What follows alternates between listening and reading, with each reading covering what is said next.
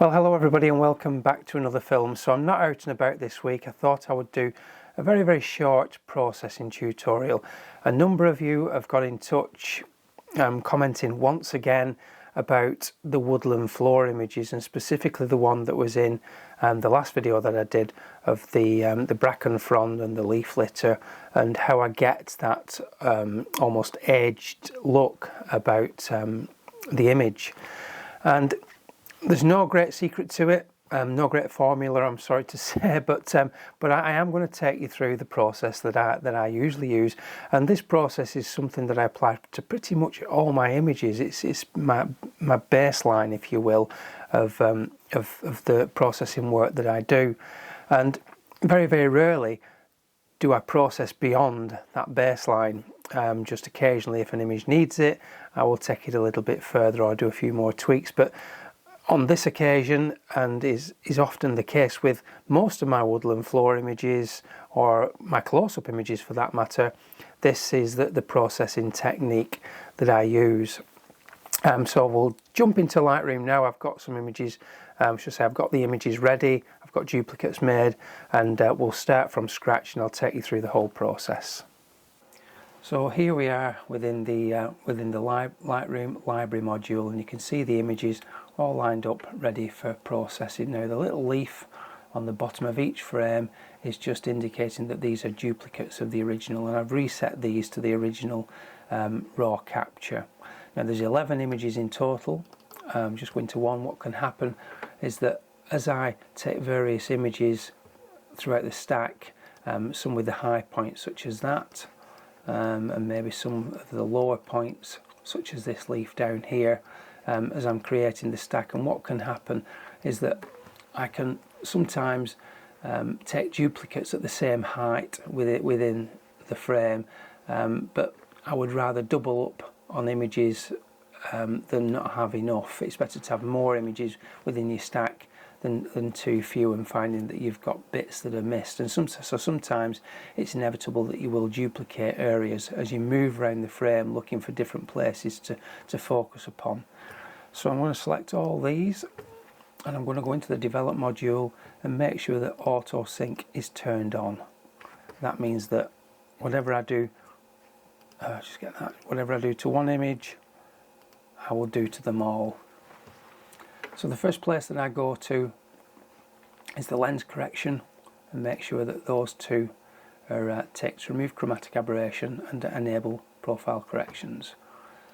Go into the basic tab, and you can see up here this little blue is showing that the blacks are clipping, no detail in the blacks, and you can see that little triangle there in the histogram also indicating that. So if I hold down my Alt key on a Mac and just click on this little slider here and move it across to the right, you can see those colours disappearing. That's when the detail has come back into the blacks. If I move over there, you can see all those blacks are blocked out, the dark should I say, and then move over to the right until they disappear, and that's probably about the point that I'm happy with there, knowing that all the detail is in those blacks.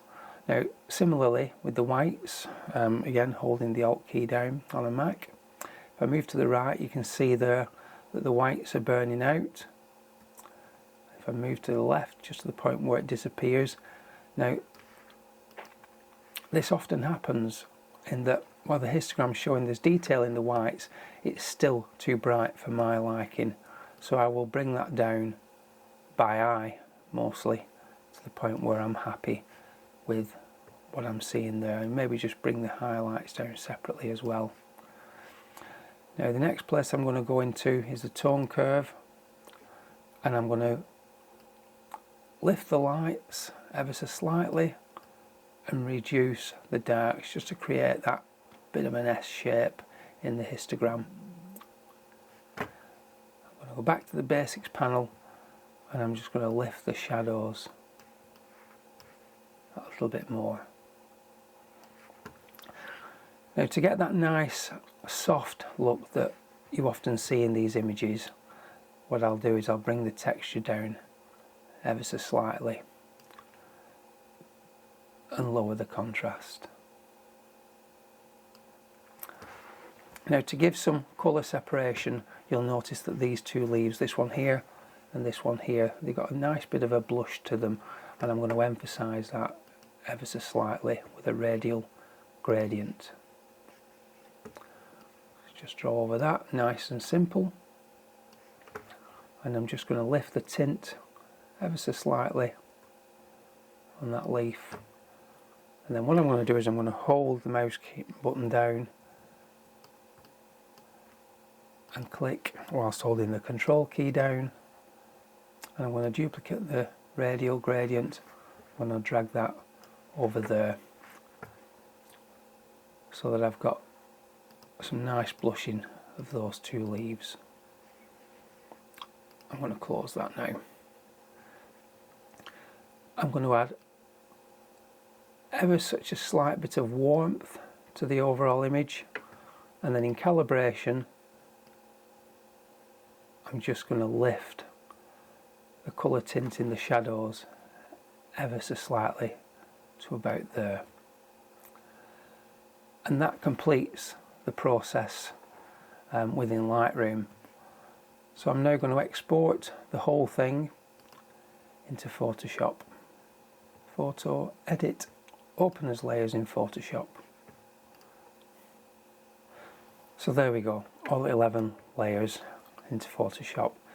So I'm going to select all those, and I'm going to go to Edit and Auto Align Layers, and make sure that Auto is selected, and that will line up all the layers that are stacked on top of one another. And there we have that done. Now, a crucial part of the stacking process is to duplicate all these layers by dragging and dropping them into that little box with the cross on there, and that makes copies of all the aligned layers. I'm just going to turn them off. We don't necessarily need them, they're just there as a backup. Now what I'll do now is select the originals, or duplicates as they happen to be, and then I will go to Edit and Auto Blend Layers, and make sure you got the stack images ticked rather than the panorama, and the other two options also ticked. And there we have it.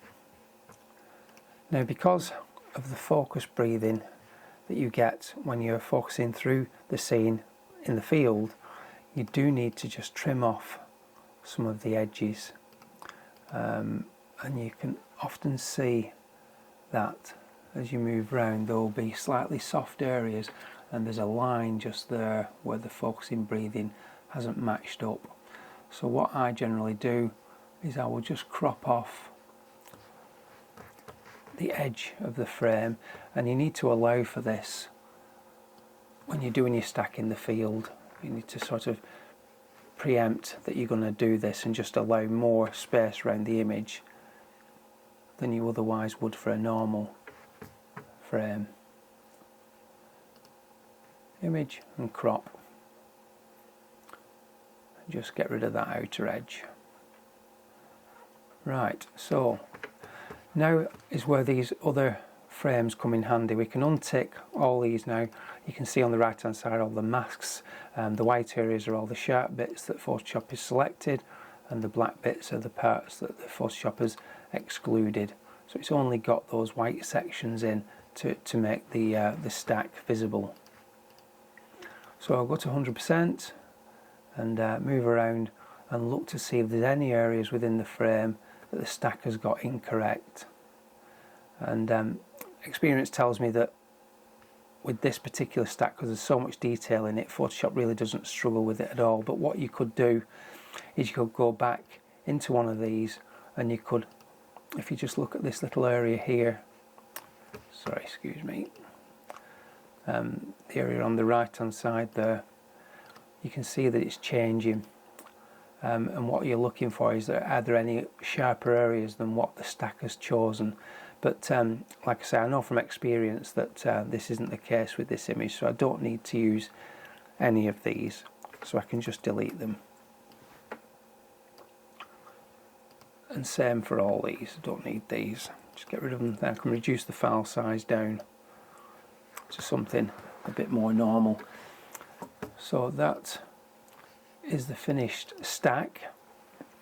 There is one more step to go, but before I do that, I just want to go and look for any bits that I'm not overly keen on, that just need to be got rid of, and just get rid of those with the cloning stamp. For example, this bit of a green stalk here needs to go. I'm alright with that bit of moss. There's a stalk there that's not particularly doing anything, so that can go. You could argue that that could go, but I think I actually left that on the original. And you're just looking for those little bits. I'm going to leave that. That's a bit of beech mass that's starting to grow, starting to spring up. But yeah, I think with a little bit of a green leaf there, just use the bracket key to bring the brush down, and that's that dealt with. And I think that is it. So what I'm going to do now, the final vignette, is I'm going to duplicate this layer, and then I'm going to go to filter, camera raw filter, and I'm going to, this is basically the same module that you get in Lightroom, and I'm going to add a radial gradient here. I've no idea why I like to do this in Photoshop, I just do. So I'm going to put that over there. I'm going to spin it round ever so slightly. It just feels more manageable. I feel like I'm in more control when I do it in Photoshop for some reason. Bring that to about there, just in the middle of the bracken frond. Just bring it in a little bit more. Now you can see it's red in the centre. I want it to be red on the outside because it's the outside I want to be affecting. And just bring that down with the exposure slider, and look at that bracken frond just come alive now. Looks absolutely beautiful. And it just focuses your eye in on that spot. So that's with the vignette and without. And there we have the finished article. So that is basically it. No great secrets to be had, I'm afraid. Pretty straightforward processing, and certainly within the capability of most people with some basic Photoshop and Lightroom knowledge. Now I'm going to leave it there and say thank you all so much for watching. Next time I see you, hopefully I'll be out and about in the countryside. But until then, if you've enjoyed the video, give it a nice big like, subscribe if you're not already a subscriber, and I will see you in the next one. Bye for now.